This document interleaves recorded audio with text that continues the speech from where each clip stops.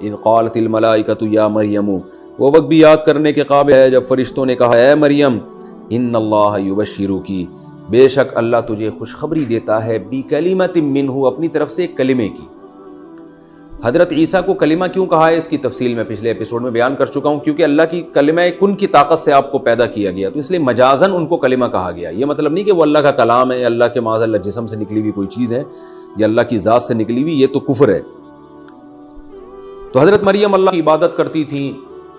تو ایک دن فرشتہ آیا، سورہ مریم میں اس کو بہت تفصیل سے بیان کیا ہے، وہیں ہم انشاءاللہ اس کی تفصیل بیان کریں گے۔ یہاں جتنی ہیں، کیونکہ ابھی میں نے بار بار آپ کو بتایا کہ ہم نے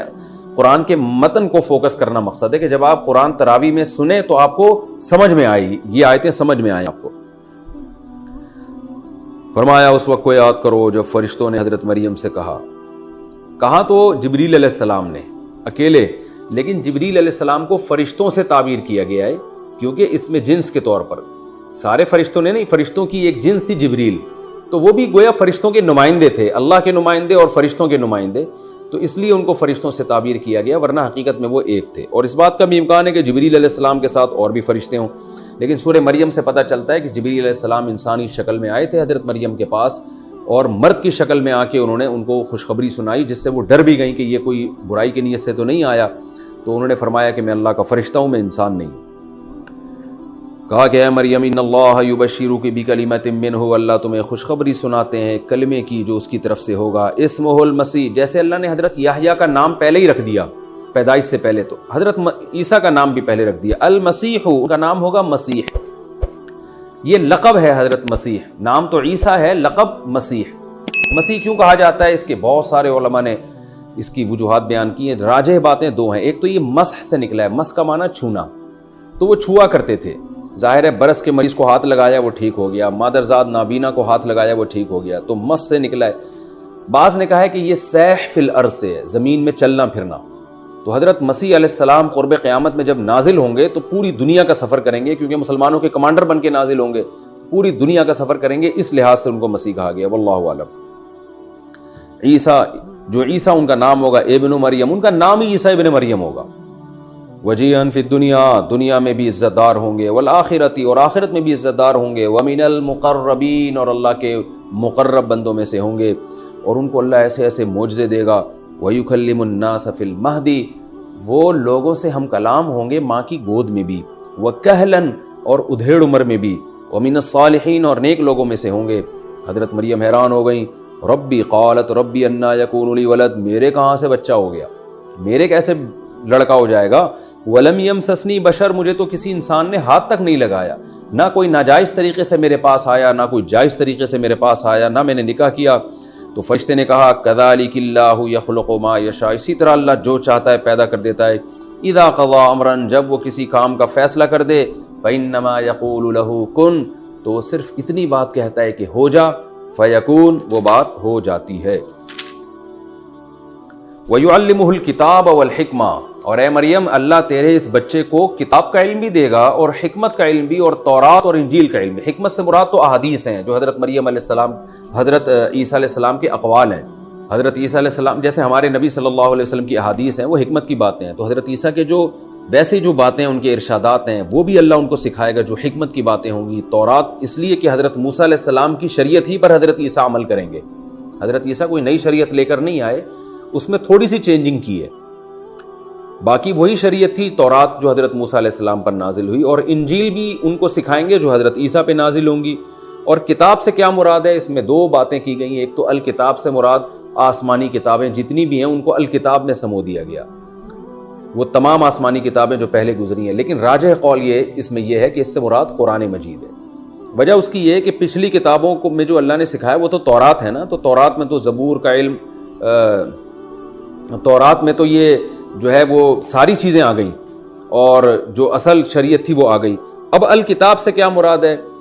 تو الف لام جو ہے نا مخصوص کتاب کی طرف اشارہ کرتا ہے، ال کا لفظ، تو اس سے مراد ہے مخصوص کتاب۔ یہ کسی اور پیغمبر کے بارے میں اللہ نے نہیں فرمایا کہ اللہ ان کو الکتاب کا علم بھی دیں گے۔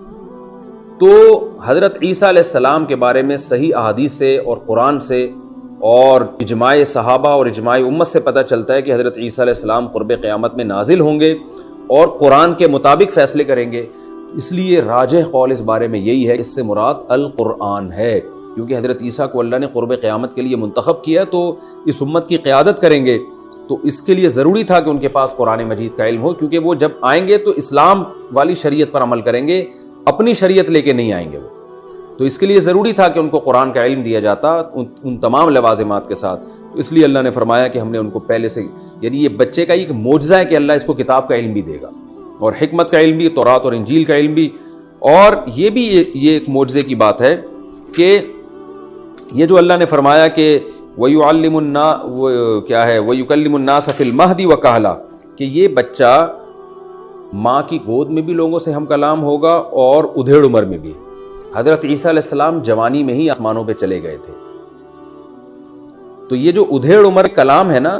یہ نارملی کوئی معجزہ نہیں ہے. دیکھیں اللہ تعالیٰ تو یہاں حضرت عیسیٰ علیہ السلام کے معجزے ذکر کر رہے ہیں نا. حضرت مریم کو بتایا جا رہا ہے کہ تیرا یہ بچہ ماں کی گود میں بھی کلام کرے گا، اور جب بڑا ہو جائے گا ادھیڑ عمر میں پہنچ جائے گا اس وقت بھی کلام کرے گا. تو بھائی بچہ جب ماں کی گود میں ہو پھر کلام کرنا تو عجیب بات ہے، جب ادھیڑ عمر میں پہنچ جائے پھر کلام کرنا کون سی عجیب بات ہے، یہ تو سارے ہی کرتے ہیں. تو آج قرآن کی صداقت پتہ چلتا ہے کہ یعنی اس میں اشارہ دے دیا کہ عام طور پر کوئی شخص ادھیڑ عمر میں کلام کرے تو معجزہ نہیں ہے، لیکن عیسیٰ کا اس عمر میں کلام کرنا اس لیے معجزہ ہے کہ عیسیٰ کو اس عمر سے پہلے ہی اٹھا لیا جائے گا آسمانوں پہ، اور یہ قرب قیامت میں نازل ہو کر جب اس عمر میں کلام کرے گا تو یہ معجزہ ہوگا کہ ہزاروں سال کے بعد اللہ نے ان کو دنیا میں بھیجا اور وہ اس عمر میں پہنچنے کے بعد لوگوں سے کلام کریں. تو یہ بھی حضرت عیسیٰ علیہ السلام کی زندگی اور حیات کی طرف اشارہ ہے. قرآن میں حضرت عیسیٰ کی حیات پر صراحتاً بھی ہے، وہ دوسری جگہ پر اللہ نے فرمایا وَمَا قَتَلُوهُ، عیسائیوں نے حضرت عیسیٰ کو نہ قتل کیا، یعنی عیسائیوں نے نہیں یہودیوں نے، وَمَا صَلَبُوهُ، اور نہ ان کو سولی پر لٹکایا،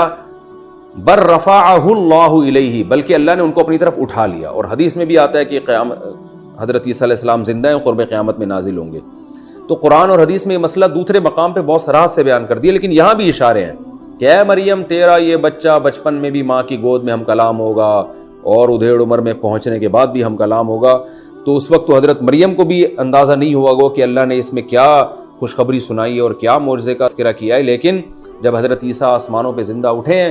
تو پھر دنیا کو پتہ چلا کہ اس آیت کا مطلب کیا ہے، اور حضرت عیسیٰ کا ادھیڑ عمر میں پہنچ کے لوگوں سے ہم کلام ہونا یہ واقعی ان کا ایک معجزہ ہوگا. تو یہاں بھی ایسا ہی ہے وَيُعَلِّمُهُ الْكِتَابَ وَالْحِكْمَةَ، اے مریم اللہ تیرے بچے کو کتاب کا علم بھی دے گا، یعنی قرآن کا جو صحیح جو راجح تفسیر ہے اس کے مطابق، وَالْحِكْمَةَ وَالتَّوْرَاةَ وَالْإِنْجِيلَ، اور تورات کا علم بھی دے گا اور انجیل کا علم بھی دے گا، وَرَسُولًا إِلَىٰ بَنِي إِسْرَائِيلَ، اور اسے بنی اسرائیل کا رسول بنا کے بھیجے گا. وہ رسول کیا کہے گا لوگوں سے، انی قد جئتکم بآیۃ من ربکم، لوگو میں معجزوں کے ساتھ آیا ہوں، نشانیوں کے ساتھ آیا ہوں، اور ایسی ایسی نشانیاں میں لے کر آیا ہوں کہ تم حیران ہو جاؤ گے. بعض علماء کی رائے یہ ہے کہ جتنے معجزے حضرت عیسیٰ علیہ السلام کو دیے گئے اتنے کسی کو نہیں دیے گئے. اللہ نے ہر پیغمبر کو جزوی فضیلت دی ہے نا،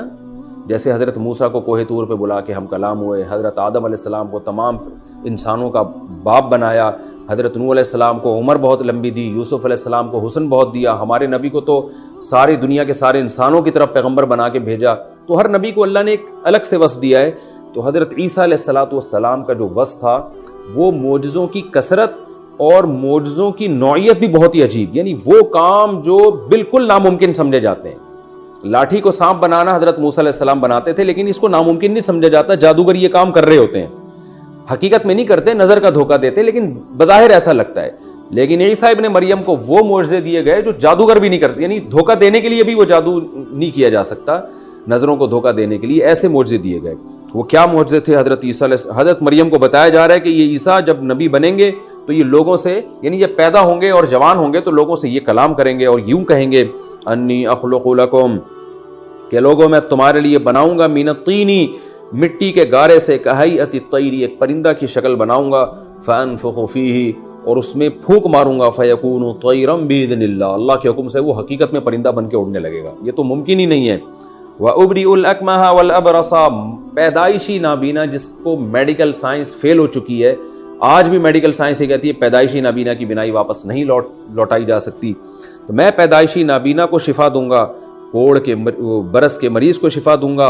اور مردوں کو زندہ کروں گا، اور یہ تمام کام باذن اللہ اللہ کے حکم سے ہوں گے. کیا مطلب؟ یہ میں نہیں کر رہا, یہ میرے ہاتھ پہ اللہ کر رہا ہوگا. یعنی یہ اس لیے بتا دیا تاکہ لوگ مجھے خدا نہ سمجھنا شروع کر دیں. میرے پاس اختیارات نہیں ہیں, یہ سارے کام اللہ کے حکم سے ہو رہے ہوں گے. وَأُنَبِّئُكُم بِمَا تَأْكُلُونَ, اور تم گھر میں کھانا کھا کے آؤ گے, میں تمہیں بتا دوں گا تم نے کیا کھانا ہے, غیب کی خبر دوں گا. وَمَا تَدَّخِرُونَ, اور گھر میں تم جو چھوڑ کر آؤ گے نا, ذخیرہ کرو گے, وہ بھی میں تمہیں بتا دوں گا. إِنَّ فِي ذَلِكَ لَآيَةً لَكُمْ إِن كُنتُم مُؤْمِنِينَ, اس میں تمہارے لیے نشانی اگر تم ایمان لانا چاہتے ہو. یہ اس کی علامت ہے کہ واقعی میں اللہ کا سچا پیغمبر ہوں. وَمُصَدِّقًا لِمَا بَيْنَ يَدَيَّ مِنَ التَّوْرَاةِ, اور میں تمہارے پاس جو تورات ہے اس کی تصدیق کروں گا. کیونکہ اگر میں اس کا انکار کروں تو ایک نئی آزمائش ہے نا, ایک بات بھی غلط ہے, اور ایک نئی آزمائش کے وہ والے نبی صحیح تھے یا یہ والے. تو ہر بات والا نبی پہلے والے پیغمبر کی تصدیق کرتا ہے تاکہ لوگ آزمائش میں نہ آئیں. تو اسی لیے مصدقا لما بین یدی من التوراۃ, جو تورات تمہارے پاس ہے نا, میں اس کو سچا قرار دوں گا, اسی پر تمہیں چلاؤں گا. وَلِأُحِلَّ لَكُمْ بَعْضَ الَّذِي حُرِّمَ عَلَيْكُمْ, اور ایک انعام میرے ذریعے سے اللہ تم پر یہ بھی کرے گا کہ کچھ چیزیں جو تم پر حرام ہو گئی تھیں میں ان کو حلال کر دوں گا. بنی اسرائیل کی بدعمالیوں کی وجہ سے کچھ چیزیں بنی اسرائیل پر اللہ نے حرام کر دی تھی, جیسے ہفتے کے دن شکار ان پر حرام ہو گیا تھا, اور اونٹ کی اور گائے کی چربی وغیرہ ان پر حرام ہو گئی تھی ان کے گناہوں کی وجہ سے, تو یہ میں تم پر حلال کر دوں گا. وَجِئْتُكُمْ بِآيَةٍ مِّن رَبِّكُمْ, اور میں تمہارے پاس اپنے رب کی نشانیاں لے کر آیا ہوں. فَاتَّقُوا اللَّهَ, لہذا اب اللہ سے ڈرو. وَأَطِيعُونِ, اور میری اطاعت کرو. ابھی بھی میری اطاعت نہیں کی تو اس کا مطلب میری نافرمانی نہیں بلکہ یہ اللہ کی نافرمانی ہوگی. یہاں جو اللہ نے فرمایا نا کہ میں حلال کر دوں گا, تو یاد رکھے حلال و حرام کرنا یہ اللہ کا کام ہے, یہ پیغمبر کو اختیار نہیں ہے. قرآن مجید میں دوسری جگہ پر اللہ نے صاف فرمایا لِمَ تُحَرِّمُ مَا أَحَلَّ اللَّهُ لَكَ, اے نبی آپ کیسے حرام کر دیں گے اس چیز کو جو اللہ نے حلال کی ہے. تو نبی صلی اللہ علیہ وسلم کو جب یہ اختیار نہیں تھا تو حضرت عیسیٰ کو کہاں سے, تو اس کو نسبت مجازی کہا جاتا ہے. حضرت عیسیٰ نے کہا میں حلال کروں گا, مطلب یہ کہ حلال تو اللہ کرے گا, میں اس حلت کو بیان کر دوں گا, تو بظاہر ایسا لگے گا جیسے میں حلال کرنا ہوں. اس کو مجازی نسبت کہتے ہیں, حقیقت نہیں ہے. اسی طرح یہاں جو یہ آ رہا ہے ابری الاکمہ, میں کوڑ کے مریض کو, میں نابینا کو آنکھیں دے دوں گا, تو میں نہیں دوں گا, دے گا اللہ. تو میری طرف نسبت اس لیے کہ ذریعہ میں بن رہا ہوں. تو حقیقت میں معجزہ ہو یا کرامت ہو, اس کی تمام تصرفات اللہ کے ہاتھ میں ہوتے ہیں, اس میں پیغمبر کا دخل بالکل بھی نہیں ہوتا. یہ خوب سمجھ لیں. اگر کوئی یہ سمجھتا ہے کہ پیغمبر اپنے اختیار سے چاند کے 2 ٹکڑے کر رہے ہیں, یا پیغمبر اپنے اختیار سے مردے کو زندہ کر رہے ہیں, اللہ نے ان کو مردے کو زندہ کرنے کا گویا اختیار دے دیا ہے, تو یہ شرک ہے, کفر ہے, یہ بالکل حرام ہے. قرآن میں جگہ جگہ اس شرک کی اور کفر کی نفی ہے. تو ہمارے نبی نے جو چاند کے 2 ٹکڑے کیے تو صرف اشارہ کیا ہے, ٹکڑے اللہ نے کیے ہیں. حضرت عیسیٰ جو مردے کو کہتے تھے اللہ کے حکم سے کھڑا ہو جا, تو صرف کہتے تھے, زندگی اس میں اللہ ڈالتا تھا. حضرت عیسیٰ جو مٹی کا پتلا بنا کے اس میں پھونک مارتے تھے تو اس میں حیات اللہ ڈالتا تھا, حضرت عیسیٰ نہیں ڈالتے تھے. تو یہ اس نسبت کو مجازی نسبت. اسی طرح حضرت عیسیٰ نے کچھ چیزوں حرام جو تھی حلال کر دیا, تو حضرت عیسیٰ نے نہیں کیا, اللہ نے حلال کیا جس کو حضرت عیسیٰ نے بیان کیا ہے, تو مجازاً ان کی طرف نسبت کر دی گئی ہے. مجازی نسبت ایسے ہوتی ہے جیسے ہم کہتے ہیں یار میں 3 پلیٹیں کھا گیا بریانی کی, تو پلیٹیں تھوڑی کھائی ہوتی ہیں آپ نے تو بریانی کھائی ہوتی ہے جو پلیٹوں کے اندر ہوتی ہے, لیکن وہ بریانی کو حذف کر دیا. گاڑی پنچر ہو گئی ہے, حالانکہ گاڑی نہیں, گاڑی کا ٹائر پنچر ہوا ہوتا ہے. تو یہ لغت میں ایسے مجاز جو ہے نا یہ جائز ہوتا ہے, اس طرح سے مجازن کسی چیز کی طرف نسبت کر دینا. آگے فرمایا ان اللہ ربی وربکم فاعبدوہ, اللہ میرا بھی اور تمہارا رب ہے, اس کی عبادت کرو. ھذا صراط مستقیم, یہی ہے سیدھا راستہ.